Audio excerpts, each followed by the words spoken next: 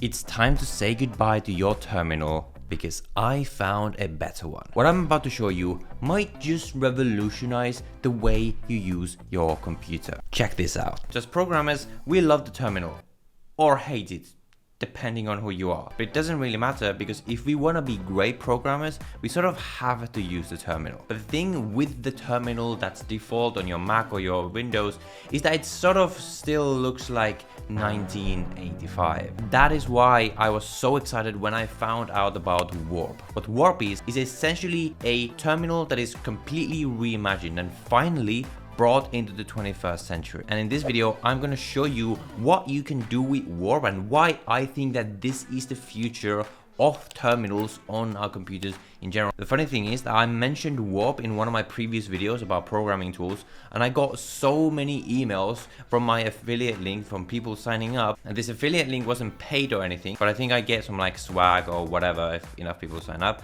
But I was like, well, they should really be paying me for talk about this because I want to talk about this thing anyway. So I reached out to them and they were kind enough to sponsor this video right here for me to talk about Warp in more detail and about how I personally use it. So first, let's take a step back. Like, why are we even using the terminal in the first place? Like, for example, on your computer, if you want to, let's say, open your code editor in a specific folder, what you'll often see programmers doing is simply doing it via the terminal. And you might think that, well, isn't it just easier to just like click buttons on the GUI here? And in a lot of cases it can be, but with a lot of things with programming, the things we're doing are sort of repetitive in nature, and there's a lot of these common tasks that we want to be doing. We're doing them by clicking on the graphical user interface on our computer actually is a lot less efficient. And then on the flip side, when it comes to using the programs that we actually write as programmers, it's easier to just run them using the terminal by writing a simple command rather than having to write a graphical user interface for every single one of our programs. But unless you're super comfortable with the terminal, an immediate problem you can see, all these commands are like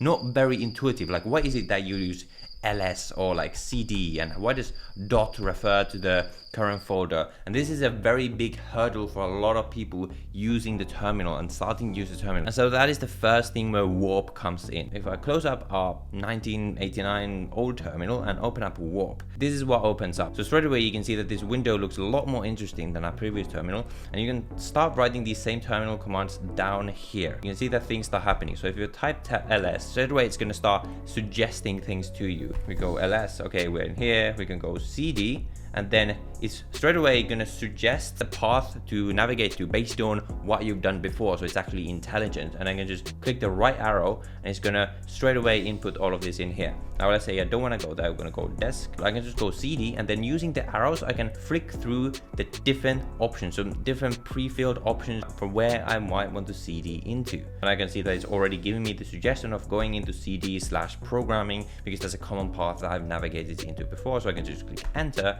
and now I'm in the programming folder.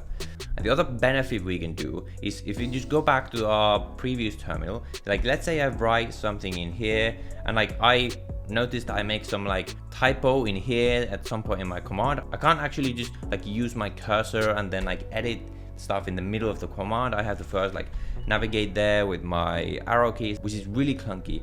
So another great thing with Warp is that you can actually edit your commands as if you're using a modern code editor. Say I've accidentally mistyped programming and I want to go in the middle in here and edit it, I can just use it with my mouse as if I'm using a code editor. Go and put an A in there and then use the command. Now, the other problem we had with our previous terminal is that ain't no one got time to remember and memorize all these random commands like cd. So with Warp, what you can do is use AI to give you these commands. The way you do that is you can simply type hash and it's going to open up this AI command search. Let's say I have no idea how to create a file using the terminal. So I can just tell the AI to give the command to me. So basically you no longer have to go on Google and like find the commands and etc., because you can just literally ask Warp and it's going to give them to you. I'm also going to use the AI to just show related commands. So it's just going to give me some commands, it's going to explain what they do. So let's say we have something like this. Let's say we're using this and you can no longer remember what this command does. First of all, you could just ask the AI, like I think it's a ChatGPT based window that you can open up here, or you can just hover over the command and it's going to give you like documentation for this command. command and it's going to explain to you what it does. Another extremely common and useful thing that you can do with the terminal in general is what's called piping. So what piping means is that you take multiple terminal commands and you essentially like pipe them together to essentially create these like mini scripts for like common tasks that you are doing on your terminal. Like for example, let's say we are in this folder and we've got our test.txt file that I've added a couple of words to. First of all, what's interesting that I actually only just noticed is that when you ls inside of Warp, you can actually hover over these and then click on it and it's going to tell you using command.click, you can actually open the folder just like this, which is also just very useful. But anyway, that's beside the point. We have this script that you can use. We can use cat to essentially print the contents of a file. So let's say we go test.txt. What you can then do is using that output, so the output of this command, you can use that as input to a different command, which for example is something called vc, which stands for word count, and then you can use a modifier called -w to count the words of essentially this thing in here, so the contents of this file. When you do that, you see 3, and if I just open up this test file by command clicking, which again you cannot do with a normal terminal, but with Warp you can see that there's 3 words in here right now. And so this piped set of commands in here is something that you might imagine is going to be useful for you down the line, and you might want to remember it, but ain't no one got time to try to remember like, oh, wc and then modify -w. Like, you don't want to be using your brain power to try to remember all these random commands. So there's a couple of things that you can do with Warp to make this a lot easier for you. First of all, how Warp works is based on these blocks. So what a block is a command and the output of that command. So for example, here we have the ls command and the output is all of these folders in here. This is one block that you can click on and you can navigate through using just your arrow keys, and you can go back and there's all the other stuff and etc, etc. And then you can do a lot of stuff with this block. So you can go to the right hand side here. First of all, you can ask Warp AI. Let's actually see what happens. And yeah, what should I do next? It's gonna give me some suggestions and blah blah blah. Then another thing we can do is bookmark this block to quickly scroll through it. And the way this works is, let's say in up here, let's say this block right here is super important. I'm gonna bookmark it. And then let's say this is another really important block.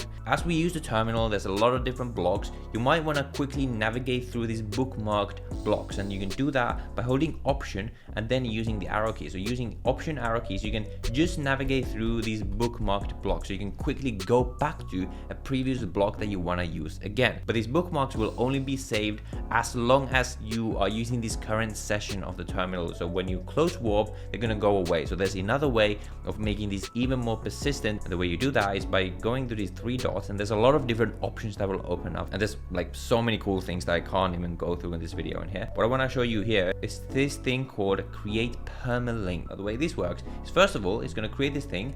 We can create and copy a link to this block that then anyone can go in their browser, and so whenever you have some useful typed commands that you maybe want to share to your friend or to your team, you can easily just do that by using these links. But then for yourself, the way this is going to be useful is that when you now inside of Warp, you go up to blocks and view shared blocks. You can see all of your shared blocks that you have used before. So you can essentially start building up your own library of terminal commands, that once you find something useful once, you never again have to try to remember it again.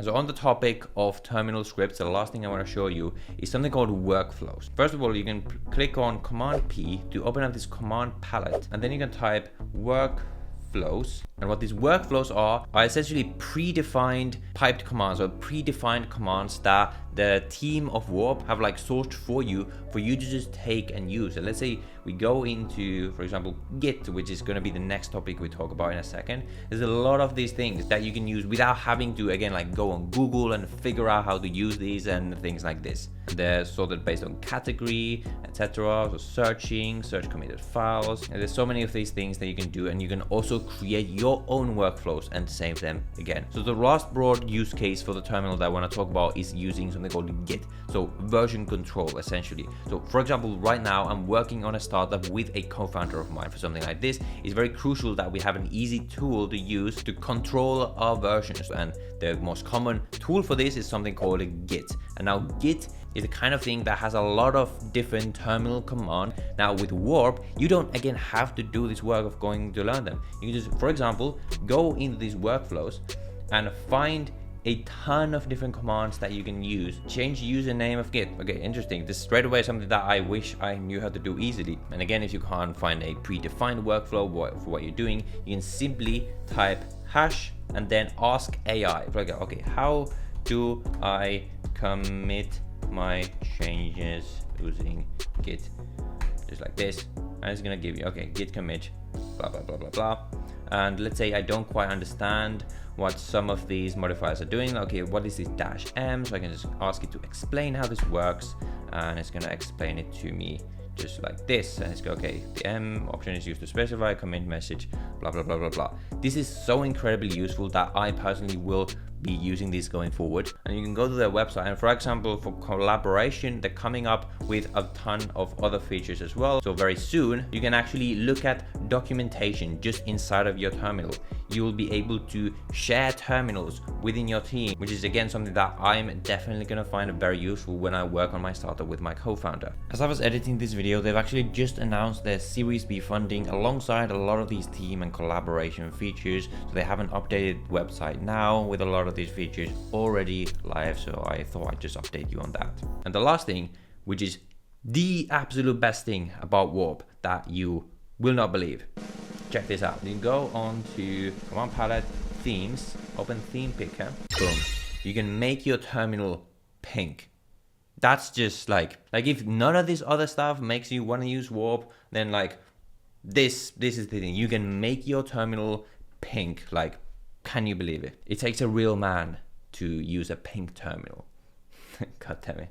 You can also do a bunch of other stuff. You can set custom key bindings. You can change the look of your terminal prompt. You can change fonts. You can like customize the look of your terminal so it actually also looks like 21st century rather than freaking 1980s. So I highly recommend you check out Warp. I hope you got some value out of this in terms of to just make your terminal great again, or rather like make it great for the first time, because it was never really great, was it? But obviously just knowing how to use the terminal is not enough to be a great programmer. And in 2023, there's certain things that you want to consider if you're a beginner learning to code. And I go through all of these things, like things that you actually should know if you want to have a chance of learning to code in 2023 in this video. So I highly recommend you watch this video right after this one, because this video and knowing how to use the terminal combined with all the right things about learning to code is going to absolutely make you stand out in this day and age. Thank you for Warp for sponsoring this video and making this video possible, and I'll see you in the next one.